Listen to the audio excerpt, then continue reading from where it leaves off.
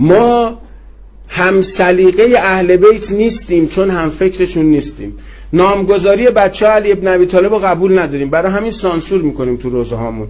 شما براتون روزه عثمان ابن علی کسی نخونده، روزه ابوبکر ابن علی کسی نخونده، روزه ابوبکر ابن حسن کسی براتون نخونده، روزه عمر ابن علی هم کسی واسهتون نخونده. اینا و شهدای کربلا. هیچ شاعری هم واسه اینا شعر نگفت، هیچ کم از اینا توصیفی براتون نگفت.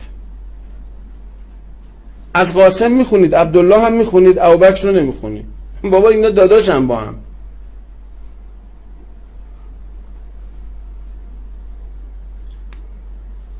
حال نمی کنیم با نامگذاری های علی، با سلیقه ما جور در نمیاد.